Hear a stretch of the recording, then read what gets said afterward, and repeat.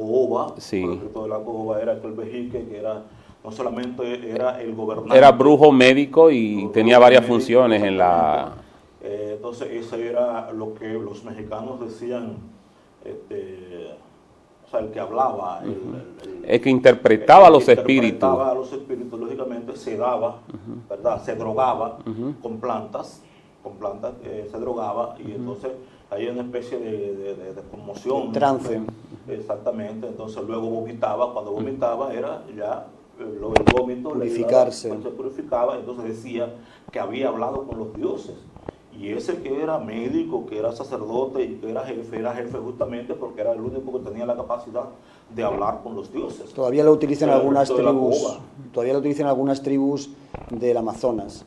Y es que en origen la raza taína parece que subió poco a poco desde la parte norte del Amazonas o de la parte del Orinoco, poco a poco fueron viajando hacia el norte en embarcaciones por las Antillas Menores. Entonces los taínos parece que son descendientes de arawaks, que todavía hay algunos en aquella zona, o sea que no es raro que tengan cierta similitud. Hay que hacer la diferencia, lógicamente, que los Yantay y el Popol Vuh no tienen nada que ver con los taínos, pero sí con los aborígenes de la América nuestra. Sí, un dato que no se puede olvidar es que antes del conocimiento, la superstición. O sea, en los tiempos de los taínos o en el tiempo de los indígenas, en sentido general, la superstición era el centro de la creencia, porque no había forma de comprobar de manera ni filosófica ni científica ninguna de las creencias que ellos tenían. Pasó lo mismo en Grecia, si nos vamos muchísimo más atrás.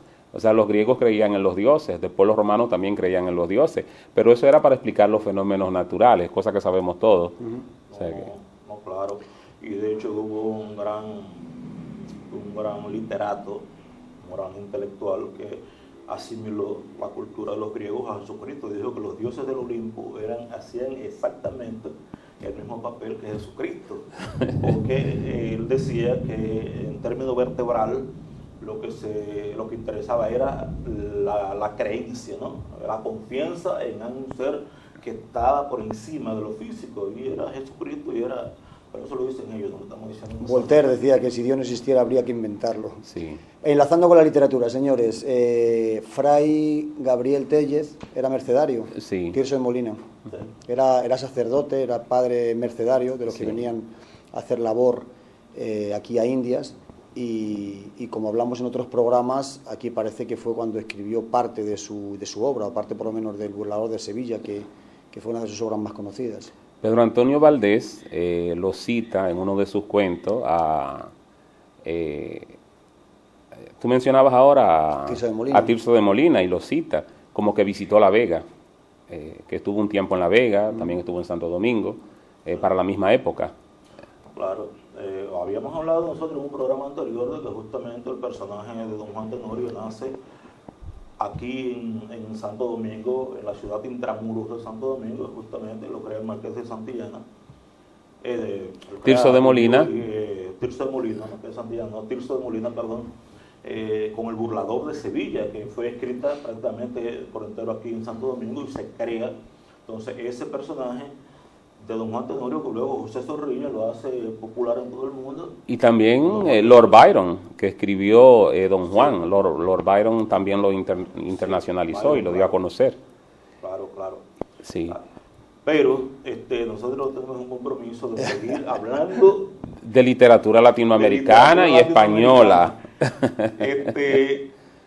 Nosotros vimos el mundonovismo, nosotros vimos la literatura de la tierra, con Don Segundo Sombra, Doña Bárbara de Rómulo Gallego, Facundo, las obras de Guiralde, de Esteban Echevarría, El Matadero, todo eso. O sea, ahora nos falta ver la literatura a partir del 45. Sí, es bueno ubicar un poco las fechas. Estábamos más o menos en el 45. Aquí había pasado, se habían destapado todos sus escritores, y en España ya estaba consolidada la dictadura. Entonces, en España la literatura, como comentamos... Voy a dar explicaciones. 1945, año en que Latinoamérica gana el primer premio Nobel de Literatura con la poetisa chilena Gabriela Mistral. Vamos a tomar esa fecha para entonces, a partir de ahí, comenzar a hablar de lo que ha sido y es la literatura latinoamericana y hacer un marco comparativo, establecer un marco comparativo con la literatura española. Yo decía que realmente en España, hasta los años 60, no hay mucho de qué hablar, porque quitando algún poemario de Pemán, Torcuato Luca de Tena, con los renglones torcidos de Dios.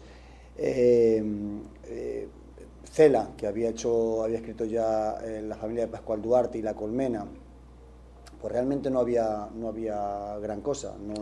Hasta los años 60 que empieza a haber una poesía social. Entonces vale la pena centrarnos un poco en qué pasa en el año 40 y tantos ya en Latinoamérica, que empiezan a surgir nuevos autores con una voz nueva, que no llega fuerte a España hasta 20 años después, pero que ya se empieza a germinar, empieza a gestarse. Pero no debemos olvidar que a principios de los 40 es que Borges escribe ficciones, y Borges es quien inaugura la literatura moderna latinoamericana en todo el mundo. O sea, ficciones es la primera muestra de literatura moderna que tenemos los latinoamericanos. Pero después de Borges, ahí junto a Borges, muy cerca, un poquito antes, está Usular Pietri, el escritor venezolano, Lanzas Coloradas, por ejemplo. Pero un poquito más allá de Borges... La Marte de los Pendejos. Exacto. En Venezuela, Arturo Usular Pietri, las Lanzas Coloradas. Sí, pero tampoco podemos olvidar ahí mismo a un escritor, al cubano Alejo Carpentier, que no pertenece al realismo mágico, pero que es el que da, o sea, con su forma de escribir, con el barroquismo de Alejo Carpentier, eso es lo que da inicio más tarde al realismo mágico, porque es como la primera llamada. Más tarde, cuando el realismo mágico nace como hijo del barroquismo, que ya habían usado en la literatura Alejo Carpentier, un poco Usular Pietri, y también el guatemalteco que fue premio Nobel en el 67, Miguel Ángel Asturias. Miguel Ángel Asturias con el señor presidente. Exacto. El caso de Alejo Carpentier amerita una mención especial, porque Alejo Carpentier no solamente fue escritor, sino que también fue músico, fue historiador, es verdad. fue ecólogo, fue un individuo de su tiempo, con una amplia cultura, y él fue realmente quien le puso el nombre al realismo mágico. Dijo, esto es lo real maravilloso, más que latinoamericano, caribeño.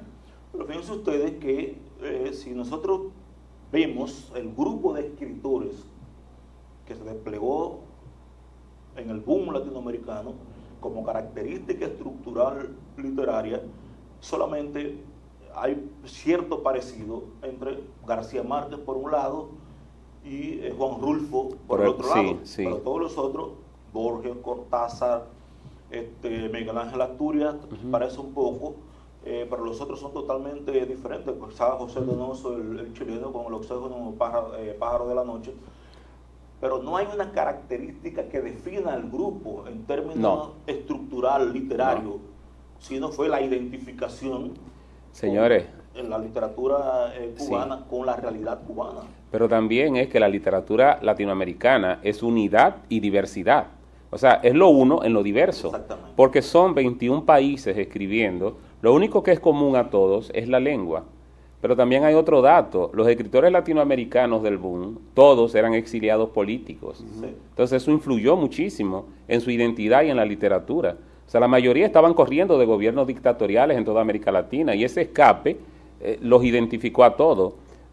Dice Vargas Llosa que cuando él salió de Perú la primera vez, él era peruano, pero cuando regresó, él era latinoamericano. O sea, el salir de su país, el ver las condiciones de vida de todos los latinoamericanos, desde París le cambió la visión a Vargas Llosa al regresar. Es curioso porque realmente los escritores latinoamericanos, y sobre todo lo que se le llama el realismo mágico, que fue un nombre que encajó muy bien, se dio a conocer en Europa, por lo menos en España, más tarde, fue en los años 70, 80, y es verdad que era una época en la que todo el mundo, chilenos,